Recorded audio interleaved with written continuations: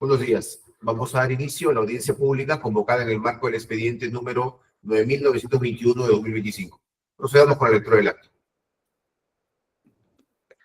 Lunes 17 de noviembre de 2025, audiencia pública de la segunda sala del Tribunal de Contrataciones Públicas, presidida por el vocal Steven Aníbal Flores Olivera e integrado por los vocales César Arturo Sánchez Caminiti y Sona Tatiana Angulo Reategui.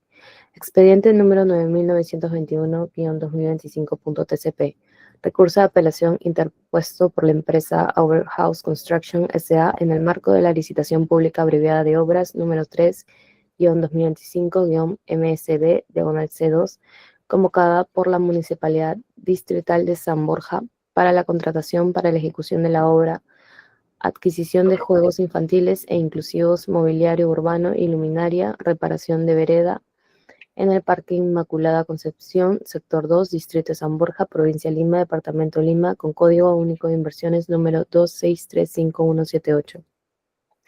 En representación del postor impugnante se encuentra presente para hacer el informe de hechos el señor José Rosario Cabanillas Pizarro, identificado con DNI número 327-32394. En representación del tercer administrado, la empresa Cafasa Contratista General SAC, se encuentra presente para hacer el informe legal el abogado Neiser Álvarez Sánchez, identificado con registro de Colegio de Abogados de Cajamarca número 178828. En representación de la entidad se encuentra presente para hacer el informe de hechos el señor Filamer Pacheco Chiara, identificado con DNI número 459176113. Se deja constancia que la audiencia pública se lleva a cabo empleando la aplicación de Internet Google Meet y es grabada haciendo uso de la tecnología habilitada por el Tribunal de Contrataciones Públicas. La presente acta será suscrita de manera electrónica únicamente por los vocales integrantes de la sala y la Secretaría Técnica del Tribunal de Contrataciones Públicas. Muchas gracias. Antes de conceder el uso de la palabra, quisiera consultarle al representante del tercer administrado si el número de su colegiatura es correcto. Doctor Álvarez Sánchez. Sí, doctor, buen día. Justamente quería hacer una aclaración al respecto, lo iba a hacer en mi audiencia. El suscrito es ingeniero civil con colegiatura 178-828. A ver si hacen la corrección en el acta, por favor. Ya, es el Colegio de Ingenieros Colegio de Ingenieros del Perú. Colegio de Ingenieros del Perú. Y el número es 178-828. ¿Podría digitarlo, por favor? En el chat lo puedo digitar, por favor. Sí, me llamó la atención el número de colegiatura, dije 6 dígitos, no suele ser igual. Ahí está, por favor. Ya, muchas gracias. Corrigiendo. Por favor, corrigir el acta, Sí. Secretaría de Tribunal. Bien. Se concede entonces la palabra por el espacio de 10 minutos al representante del postor impugnante, la empresa Our House Construction S.A. Adelante, señor José Cabanillas Pizarro. Señores del tribunal, muy buenos días. Voy a compartir mis diapositivas para hacerles llegar lo que nosotros hemos considerado nuestro petitorio. Inicio con la oferta del postor ganador, en este caso Cafasa Contratistas Generales. Como pueden ver en la pantalla, de la estructura de gastos, especialmente el anexo 6, ellos consignan dos montos en gastos generales. Por un lado, consignan 45.533.98 y por el otro lado, 45.536.54. Esto para nosotros es una incongruencia por tal, el resultado no es exacto, ¿no? O sea, es decir, que la información que nos brinda el postor en este caso no es exacto. Nos trae a nosotros una duda que debería haberse solucionado, pero lamentablemente no se ha realizado y por lo tanto para nosotros no corresponde haberse admitido esta oferta, ¿no? Hago cita a esto a la resolución del tribunal número 156-2023 TCE S5, donde establece pues que toda información contenida en la oferta debe ser objetiva, clara y precisa, ¿no? Y no estar llevándose de ambigüedades. El segundo punto que hemos cuestionado es que se consignan los folios 163 y 165 respecto a la declaración que hace ellos en su planilla electrónica PlanMe, donde ellos demuestran lo que es el tema de lo capacitado, ¿no? Como podemos ver, hemos hecho una búsqueda en la parte de la SUNAT y vemos que en ese periodo la empresa no ha cumplido con pagar el aporte del en este caso del personal que ellos han consignado como discapacitado. Entonces, en ese sentido, si nos vamos nosotros a la forma, a la ley 30, especialmente la 29773, que nos establece que en su artículo 56, para tener este acceso, ellos deben cumplir con ciertos requisitos. En su artículo 161 del reglamento nos establece que ellos se deben presentar ante la autoridad administrativa de trabajo, como tal, copia de la planilla de pago correspondiente al mes anterior. Entonces, como se puede ver en esta captura, ellos no han hecho el pago, inclusive están en cobranza coactiva. Entonces, no debería haberse otorgado ese beneficio como tal, ¿no? Eso es lo que cuestionamos en este sentido. En la página, en el folio 103 de la misma oferta, podemos identificar que se ha emitido un certificado de trabajo a nombre del ingeniero Hugo Daniel, donde haberse desempeñado como especialista en prevención de riesgos laborales. Hemos hecho una búsqueda en cuanto a lo que la estructura de gastos generales y no aparece por ningún lado ese profesional con ese cargo. Y es más, en el contrato que se suscribió con la entidad, el especialista en impacto ambiental es el ingeniero civil Jorge Luis Hilario de la Cruz. Entonces, no correspondería a este certificado o ese profesional haberse desempeñado como tal, como le indica el certificado de trabajo que se lo ha emitido. Por otro lado, en el folio 131 encontramos otro certificado a nombre del ingeniero Hugo Daniel de haberse desempeñado como especialista en prevención de riesgos laborales en la obra de educación inicial. Hemos hecho una búsqueda en el FUT del OEC y no encontramos en ningún extremo, en ninguna parte, haberse desarrollado ese trabajo. Igual el folio 132, a mí en la misma entidad, en la misma obra también, se figura que él se ha desempeñado como seguridad en salud ocupacional. Pero sin embargo también es una búsqueda y no aparece por ningún extremo ese trabajo que lo haya realizado ese consultor. Con respecto a este es el cuestionamiento a la empresa Coniesa, ¿no? Donde está conformado por la empresa JM Coniesa y la empresa Coniesa IRL. Vemos aquí, hemos determinado que ambas empresas presentan al mismo discapacitado, ¿no?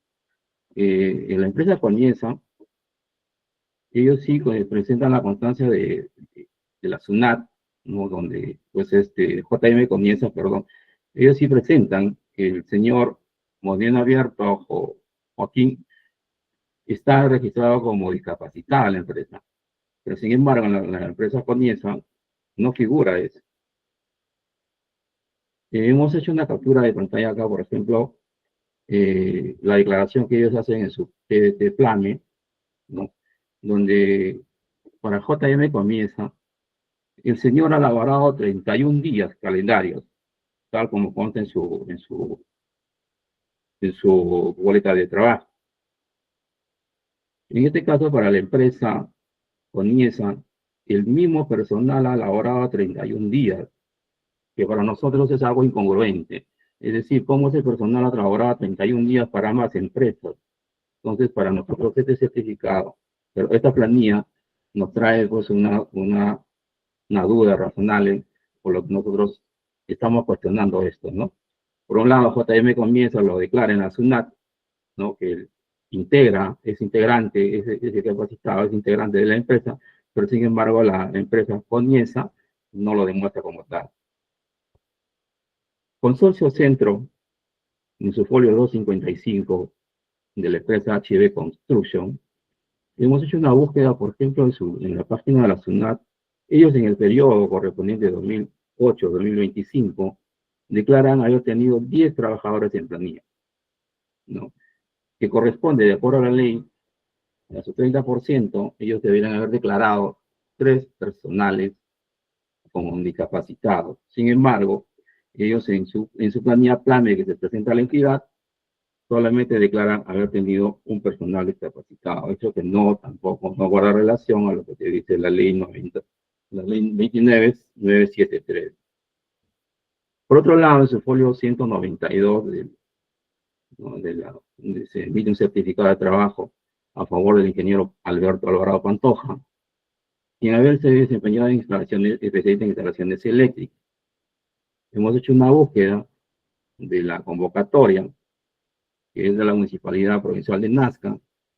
Sin embargo, en su estructura de costos no figura ningún especialista con ese cargo.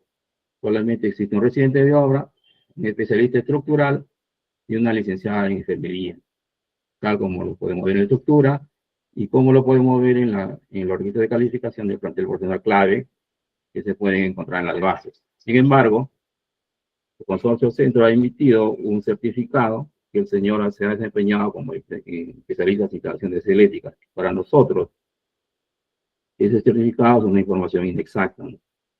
Tal como no lo podemos ver en el estructura de costos. En el folio 194, se emite un certificado de trabajo a favor del ingeniero Alberto Alvarado Pantoja, también haberse desempeñado como ingeniero en instalaciones eléctricas. Este lo emite la empresa HB Construction Ingeniería Asociada, SAP. Esta es la adjudicación simplificada, es la adjudicación aplicada 18 de la Municipalidad de San Borja. Hemos hecho una búsqueda de la estructura de costos del expediente técnico. Tampoco figura un personal con ese cargo. Simplemente figura un residente, un asistente de obra, un especialista en seguridad y un maestro de obra, un guardián y un almacenero. Sin embargo, se le ha emitido un certificado como al ingeniero, como haberse desempeñado ingeniero en instalaciones eléctricas, que no guarda relación con la estructura de costos que vemos que encontramos en el expediente técnico registrado inclusive en el SEACE. En el folio 195 de la misma oferta del Consorcio Centro, encontramos otro certificado de trabajo emitido a favor del ingeniero Carlos Alberto Alvarado Pantoja, sin haberse desempeñado en ingeniero de instalaciones eléctricas. Y este es también de la Municipalidad de San Borja, de la adjudicación 18 del año 2024. Hemos hecho la búsqueda también en su estructura de costos del expediente técnico, desagregado de gastos generales. No hay ningún especialista que la entidad haya requerido. Simplemente se encuentra un ingeniero residente de obra, un ingeniero SOMA y un asistente de residente de obra. Igual como lo vemos aquí en la parte de los riesgos de calificación que se encuentran en las bases, está el ingeniero residente de obra y el ingeniero especialista en salud ocupacional y medio ambiente. Sin embargo, se le ha emitido un certificado a favor del ingeniero como haberse desempeñado como ingeniero en especialistas eléctricas. Entonces, no concordaría este certificado con el desagregado de la estructura de costos que contiene el expediente técnico. Entonces, tales hechos a nosotros nos lleva que de las tres empresas que nosotros hemos cuestionado, en primer lugar, a FASA, su estructura de costos, no debería haber sido emitida porque se presenta una incongruencia. Segundo, no estaría cumpliendo con el tema de la ley 29973, nos dice el tema de discapacitados. El consorcio CONIESA, por otro lado, presenta pues un discapacitado para ambas empresas, declarando que ese discapacitado labora 31 días para tal empresa y 31 días para la otra. Entonces, Bien, a nosotros... gracias. Su tiempo se ha cumplido. En todo caso, podrá continuar. Gracias. Sí, gracias. Gracias. Se concede el uso de la palabra por el espacio de 10 minutos al representante del tercero administrado, la empresa CAFASA, Contralista General del SAC.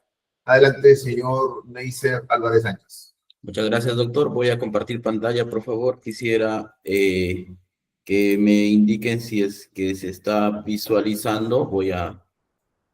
Sí se aprecia. Sí, quisiera saber, por favor, si están corriendo.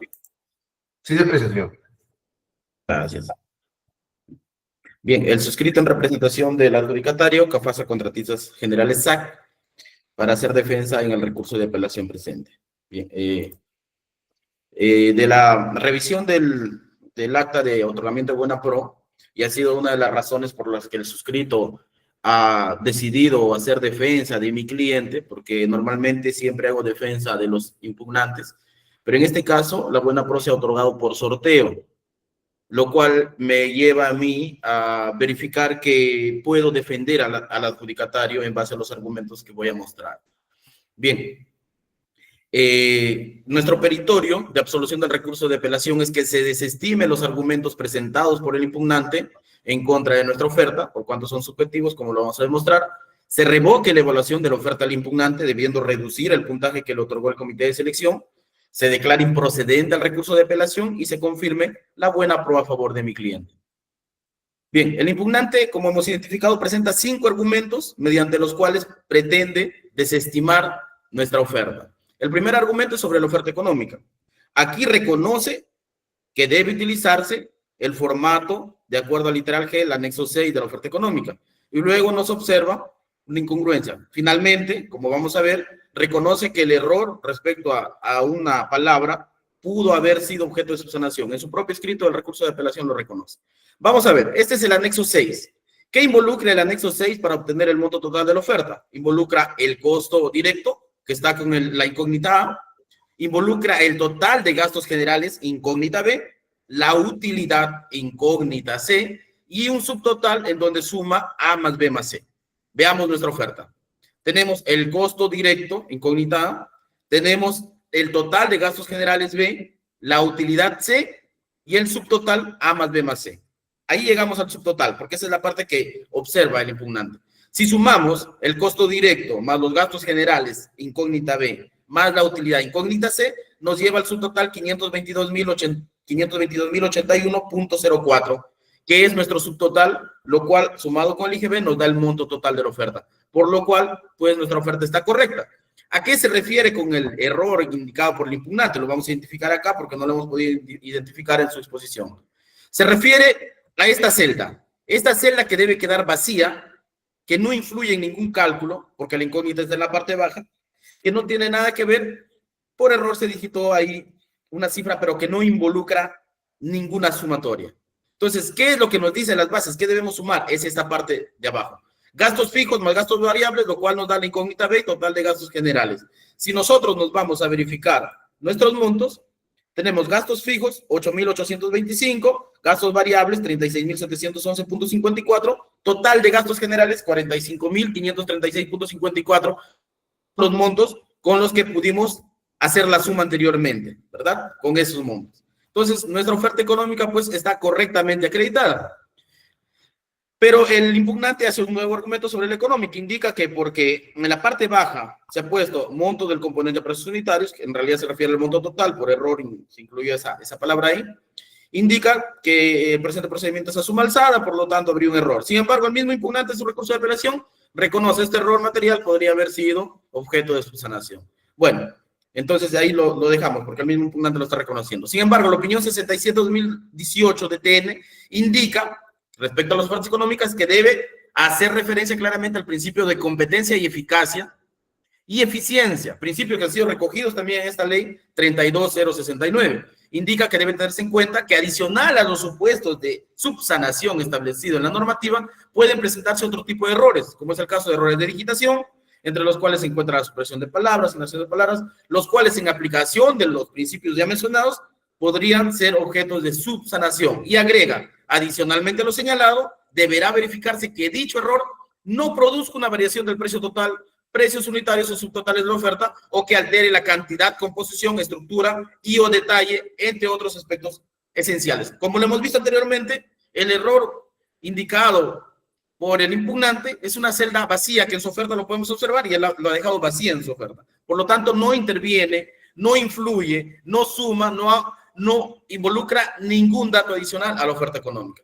También la resolución 3293-2023 de la tercera sala indica en el punto 21, en tanto su contenido no altera el contenido esencial de la oferta y por ende no otorga ventaja al postor. Está haciendo análisis precisamente de unos errores de digitación en la oferta económica esta resolución. Por lo tanto, se ha demostrado que lo observado por el impugnante en nuestra oferta no altera el contenido esencial de la oferta, y tomando en cuenta los principios de competencia, eficacia y eficiencia y los argumentos que hemos expuesto, solicitamos desestimar los argumentos del impugnante en este extremo. La entidad también se ha pronunciado en el mismo extremo, por lo cual está acorde a la normativa. El segundo argumento del impugnante es sobre la documentación de acreditación de contar con el personal con discapacidad. Como lo hemos visto, el mismo impugnante reconoce que en el folio 166 al 162 dice, presenta reportes de la planilla electrónica. Y lo que tengo que presentar yo en mi oferta es el certificado más la planilla. Pero ¿qué argumenta el impugnante para intentar desacreditar nuestros documentos? Que tendríamos deuda coactiva en la SUNAT. Bueno, yo acá quisiera que el impugnante me aclare en qué parte del reglamento de la de contrataciones, en qué parte de las bases integradas, en qué parte de la normativa de contrataciones me dice que yo no debo tener deuda coactiva en la SUNAT para que sea válido mi acreditación de personal con discapacidad. Entonces aquí no merita mayor argumentación porque el impugnante argumenta fuera de la normativa de contrataciones. Respecto antes de siguientes puntos, vamos a ver qué dice el principio de presunción de veracidad. Dice que la presunción de veracidad es la tramitación de documentos dentro del proceso de contratación, que los documentos y declaraciones formulados por los emitidos corresponden a la verdad de los hechos que afirman. Esta presunción, dice, admite prueba en contrario, no especulación en contrario, sino prueba.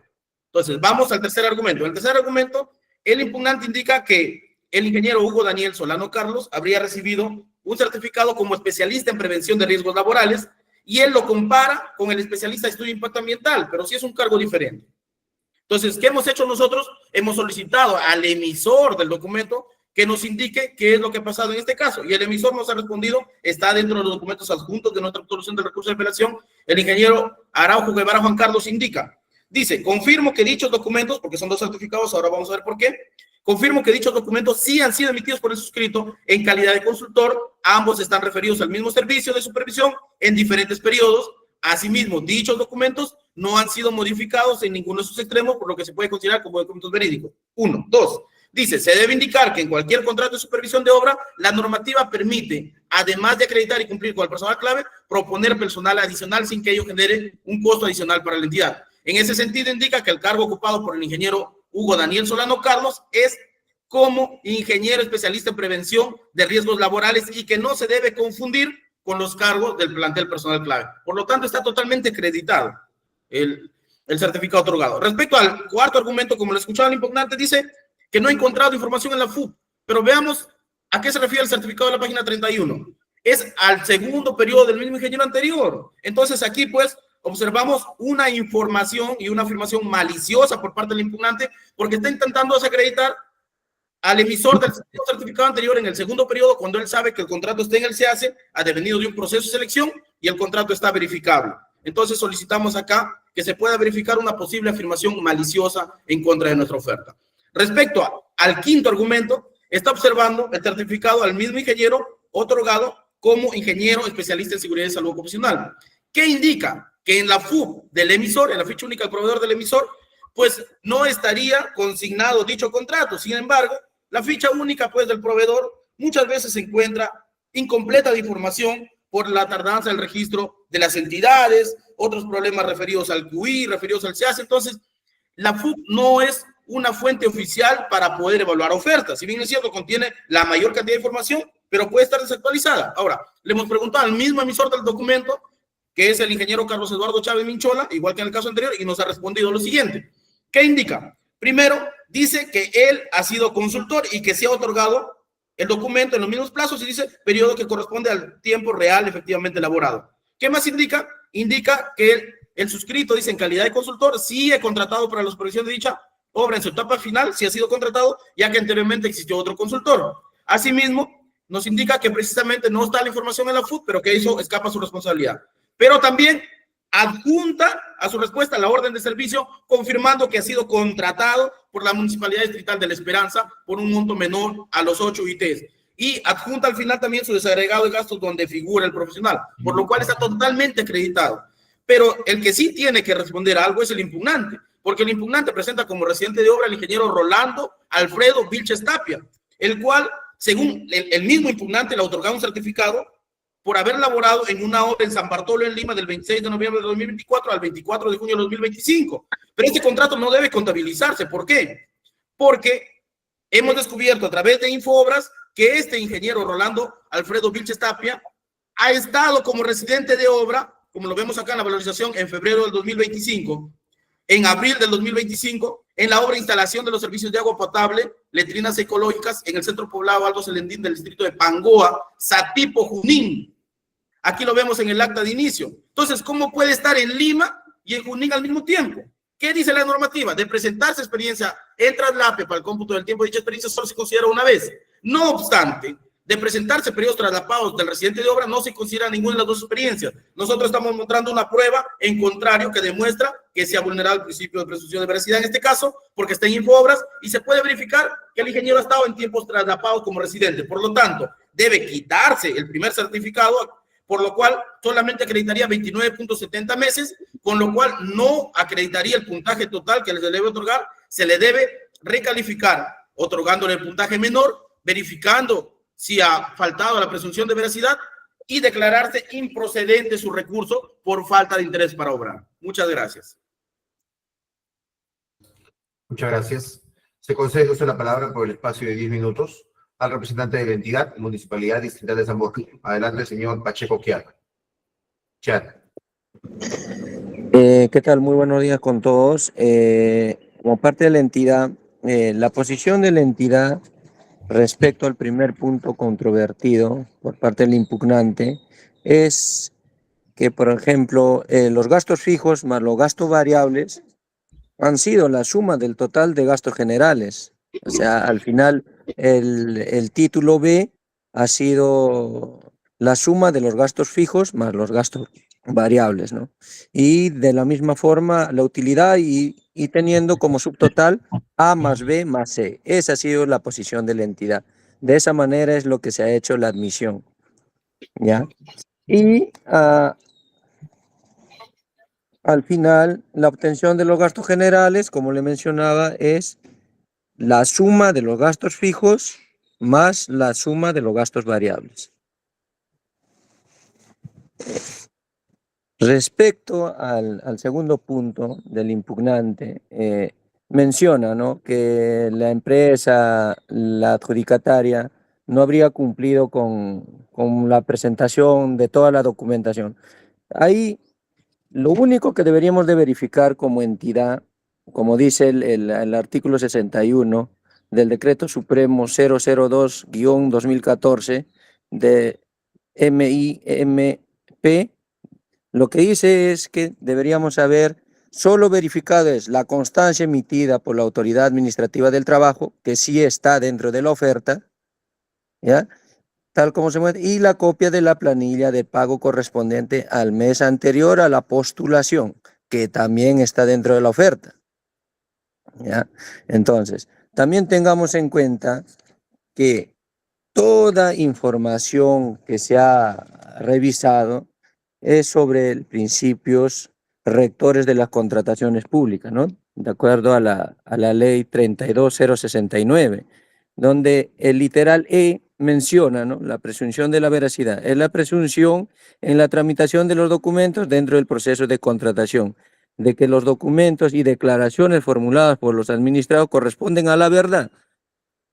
Nosotros no teníamos la necesidad de verificar documentación adicional, porque lo que dice es que lo que ellos declaran se sujeta a la verdad, ¿no? Entonces, es así la posición de la entidad. De esa manera es lo que se ha revisado. Por ejemplo, lo que decía, te tenía que adjuntar la planilla está. Tenía que adjuntar el registro de la autoridad, también está. Entonces, y respecto a los demás puntos sobre los certificados de trabajo, la entidad no tenía la necesidad de verificar documentación adicional a la que está en la oferta, ¿ya?, bajo el principio de la presunción de la veracidad, ¿no?, el literal E del artículo 5, entonces, del reglamento. Entonces, nosotros como entidad hemos verificado la documentación que está dentro de la oferta. Tampoco teníamos la necesidad de verificar si esos documentos eran verídicos o no eran verídicos, porque sí se ha hecho la verificación de la documentación que obra en las ofertas y a todos se le ha tratado de la misma manera. Nunca ha habido, al final ha sido un tema de sorteo, para que tengan el orden de prelación. ¿Ya? Entonces, respecto, como le mencionaba, a todos los demás puntos sobre los certificados de trabajo, la posición de la entidad es, bueno, que se tramitó bajo el principio de la presunción de la veracidad, pero también teniendo en cuenta que el impugnante en todos sus escritos menciona un criterio personal de ellos también, porque dice, ¿no?, que información inexacta o falsa o carece de validez, dice acá, ¿no? Ese es a nuestro criterio, dice, ¿no? O sea, él está mencionando el criterio, se entiende, ¿no?, que también es como empresa, ha querido participar y también que habría querido tener el orden de prelación 1, pero también es su criterio de él, ¿no? O sea, a nuestro criterio contiene información inexacta, dice. Entonces, como entidad, nosotros se ha tramitado como menciona la ley y el reglamento, ¿no?, vigente. Entonces, por eso es mi participación de esta manera y muchísimas gracias. Gracias también. Se consulta al representante del impugnante si va a hacer uso de su derecho de réplica. De ser así, por el espacio de 3 minutos.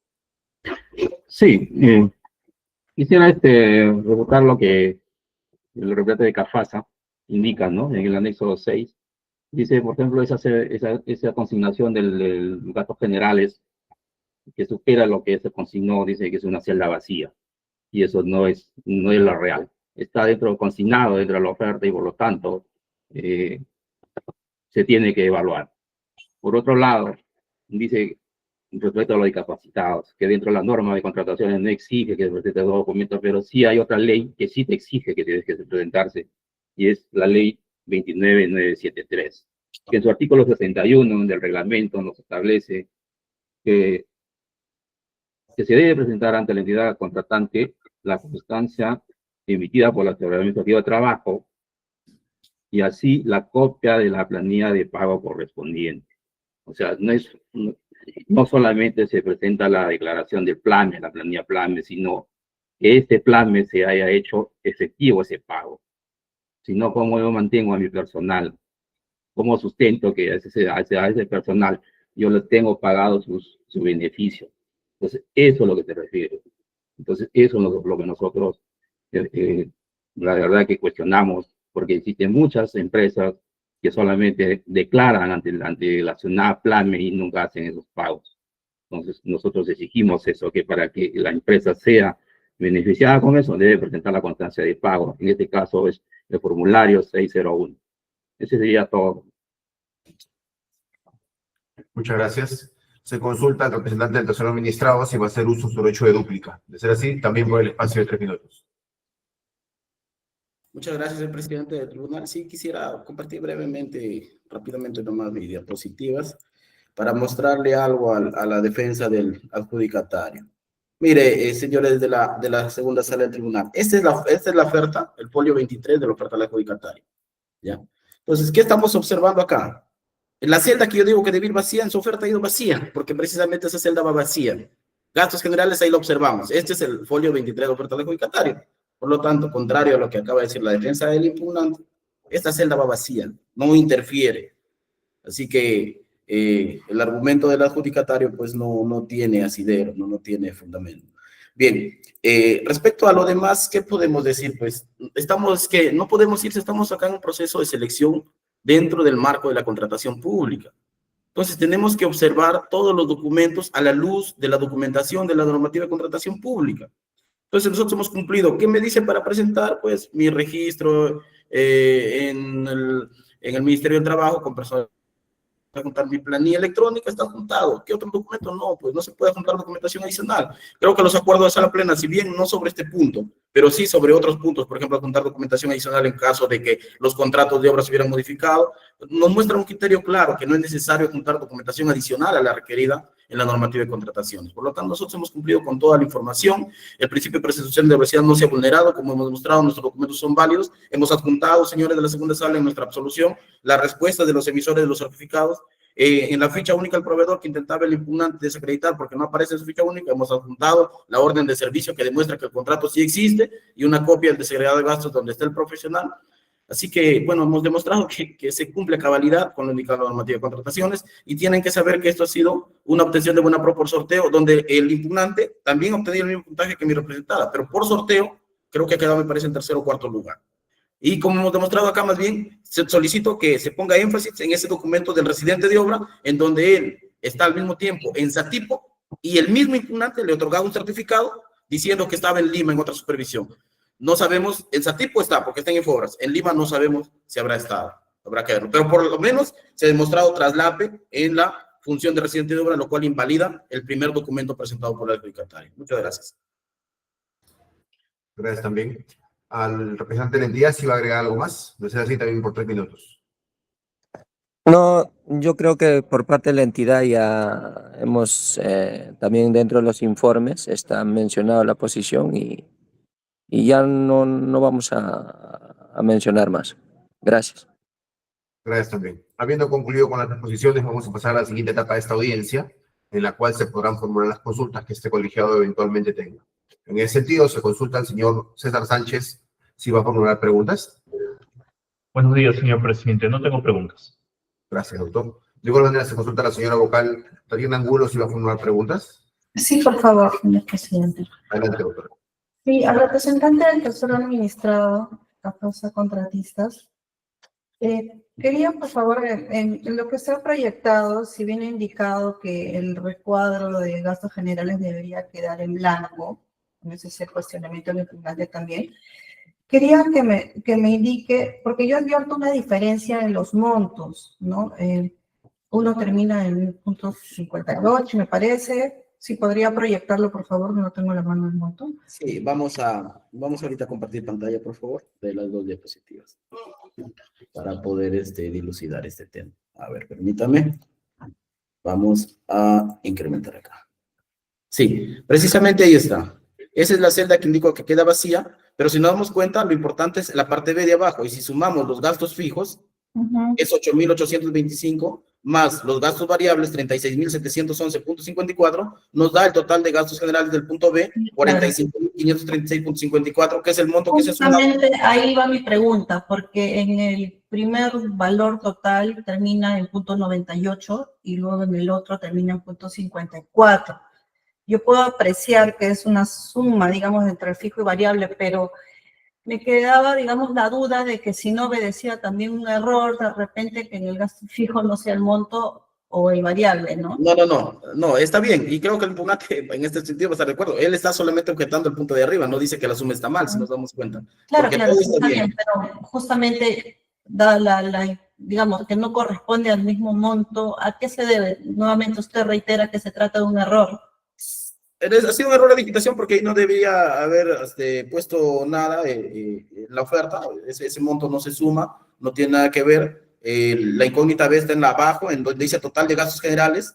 Está abajo, arriba solamente es el título, no se suma. La suma va abajo, en donde dice total de gastos generales, que va con la incógnita B y precisamente de acuerdo a las bases integradas, como observamos, si nos vamos a las bases integradas en el anexo 6, nos dice que precisamente se suma, permítame, la parte de abajo, ¿no dan cuenta? Total costo directo, luego gastos generales se suma la parte de abajo, total gastos generales, donde va la suma. La parte de arriba no interviene. Luego viene la utilidad y el subtotal es A más B más C. Si nos damos cuenta dónde están ubicadas estas incógnitas A, B y C, precisamente son, en el caso de gastos generales, la parte de abajo, que es lo que se ha tomado en cuenta y coincide con la suma de los valores parciales. Ya, ok. Muchas gracias por su precisión. No tengo más preguntas, señor presidente. Muchas gracias, doctora. De mi parte no tengo preguntas, con lo cual se ha concluida la presente audiencia. Gracias y buenos días. Muchas gracias. Muchas gracias, señores de la segunda sala. Muchísimas gracias.